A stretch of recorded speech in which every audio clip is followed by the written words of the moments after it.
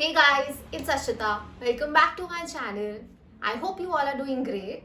If you are new to my channel, take a moment and hit that subscribe button because it's absolutely free. Social media has become a really crucial part of our lives today. And especially after this whole pandemic situations, we have drawn ourselves more into the world of social media. While we started engaging on these social media platforms to be in touch with our friends, families, and people in general, and for our entertainment, but this has somehow become more of a negative headspace. At least, this is what I think. We have made social media such an important part of our lives that we almost on an average spend 2 to 3 hours daily on social media scrolling through the screens of our mobile, and we haven't realized this fact, but it has started affecting our mental health in a bad way. And this is because of the fact that people are actually trying to portray their best versions on these social media platforms, and they're curating, mind my words, that they're curating the lives that are no less than perfect. And we ourselves are being guilty of that. Nobody shows the bad or the worst things that are happening in their lives. They always come up to social media to show their happy parts and try to portray everything in a picture perfect manner, and that is having not so good impact on our mental health.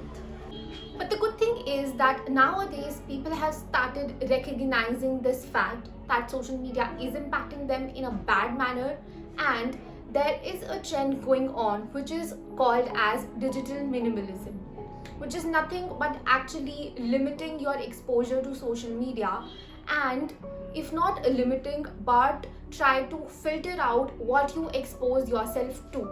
So let's just first understand how the social media actually impacts our lives. The first and the foremost thing that social media is doing to us is it is making us compare ourselves with what we are seeing. And as I said, everyone on social media is actually trying to put their best version out on the platforms. So when we just scroll through the social media platform, we see people are traveling, people are having fun, they're being so productive, they're so successful.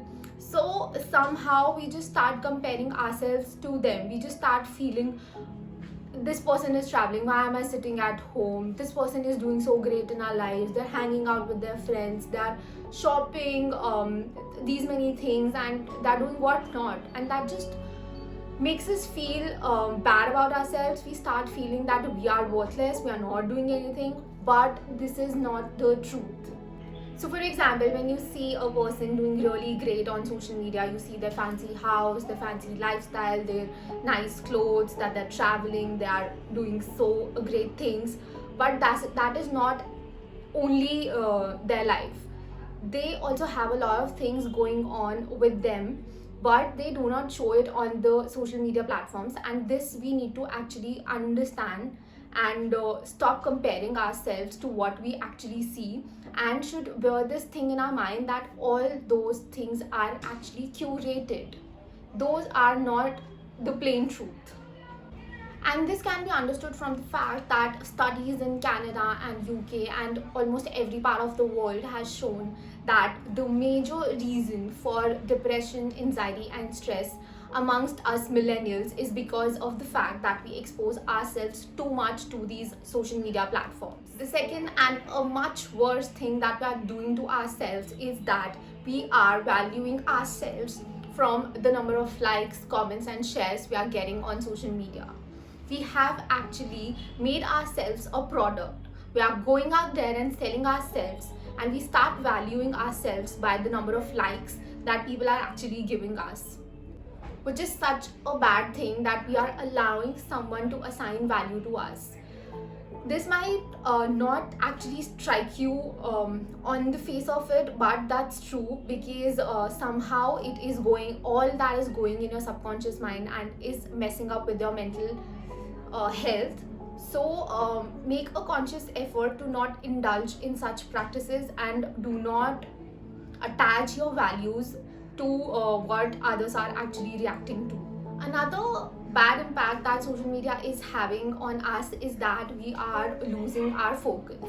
For example, you are studying or you're working and your phone is besides you. Whenever you hear that notification bell, all your focus just instantly gets drawn towards the phone, and there's this urge to actually pick it up and see the notification.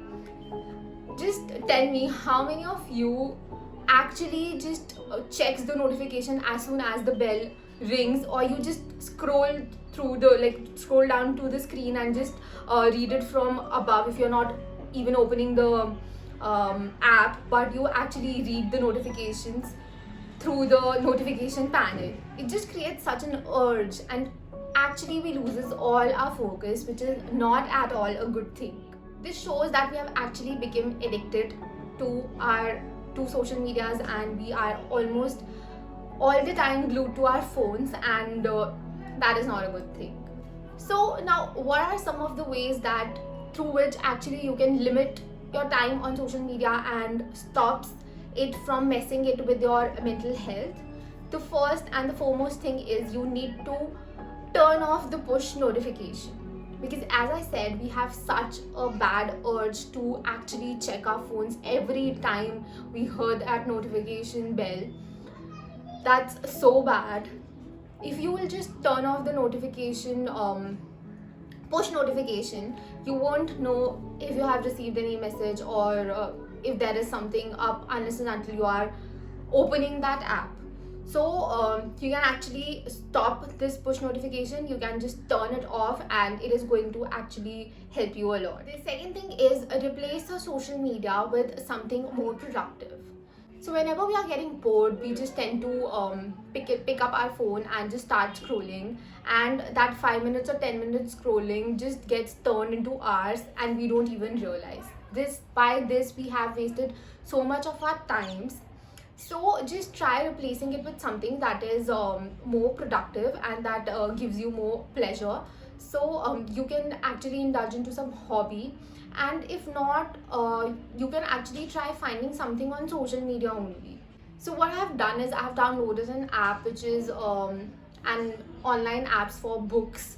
It is a audio book. So every time when I have that urge to actually pick up my phone because I'm getting bored, I try consciously going to that app, and I try finding something interesting, and I just hit the play button and start listening to it. So it gives me a sense that I'm not actually working, or I am actually on social media, but still I'm learning something. So I'm not just mindlessly scrolling and looking at people's profile and judging them or actually comparing myself. So this has actually helped me a lot. You can also try this. The third thing, and which is actually very difficult, but you have to do it, is unfollow the people that actually are impacting you in a bad manner. It's okay to cut out things and people that are actually impacting you. There's no harm in it, and that's totally fine, because you have to take the charge of your own life. So if that means that you have to cut out something, because out of sight is out of mind, so just do it right away. Another thing is just track your screen time. We all have smartphone these days, and we have a very good feature to actually check and analyze our screen time, that how much time we have spent daily on social media, and actually that gives you a bifurcation app wise, like how much time have you spent, for example, on Instagram, on Snapchat, on email, and on n number of platforms. So you can actually track them, and you can set a timer for each of that category. For example, you can set a timer for yourself that I'll use these apps for 30 minutes a day. So put a timer, and these days we have so many apps also through which you can actually put it like a timer on it, and unless and until that timer is off, you won't be able to log into those apps. So you can actually give it a try. Another thing is a social media detox, and this is amazing, I'm telling you. Last year I did a social media detox for 30 days, and it felt so good. So for 30 days I didn't use my Instagram, my Facebook, my Snapchat. I was just using WhatsApp, because that has somehow become a necessity. Everyone just reaches out there, and for work purpose also I need to use WhatsApp. So I only used WhatsApp for those 30 days, and I'm telling you, those 30 days were so great, so amazing. I did try so many things because I had so much of time. I did Zumba for those 30 days and I read a lot of books, and in general I was like at peace and like very relaxed. So just try doing a social media detox. If not for 30 days, try doing it for like 7 days. It is going to be really nice and you will actually feel good about yourself. So just give it a try, because you need to understand that you have to create more rather than you consume. So even if you are on a social media platform, stop just mindlessly looking at what people are doing and start finding the ways how you can upskill yourself. For example, on YouTube there are so many videos which are actually so nice. You can learn so many things through them. So just try engaging yourself with such creators that are actually adding some value to your life and are just not showing you certain things. For example, as I said, like, you need to unfollow the people who are actually impacting you badly. So I was a very big shopaholic. I had this addiction of doing shopping every now and then, and I used to watch so many creators just showing me haul videos, और फिर उसको देख के I always used to feel like I have to order this. Now I have made it a point to not watch such videos so that I don't have that urge to shop it. So you need to actually cut out those things which are actually impacting you, and you need to indulge yourself with the things that actually help you learn, grow, and create something of your own. Because let's just be true to ourselves that social media have become such an important part of our lives that it is not practically possible and is not actually required to cut it out completely from our lives. But we need to actually understand where to limit it and what to choose. So choose wisely. So I hope I was able to demonstrate how social media is impacting you in a bad manner and what are the steps that you can take to actually take control of it. So this was it for today's video. I will see you guys in my next video. But before that, I have a small question for all of you in the comments down below. So if you have actually watched my video till the end, just go and answer that question, and also leave this emoji in the comment section so that I know that you were with me throughout the video. And if you are actually watching it till the end, you are an amazing person. Even if you are not, also then you are an amazing person. But just leave this emoji to let me know that you actually watched my video till the end, and don't forget to answer that question also. So I'll see you guys in my next video. Till then, keep smiling, stay happy, stay positive, and stay motivated. Bye.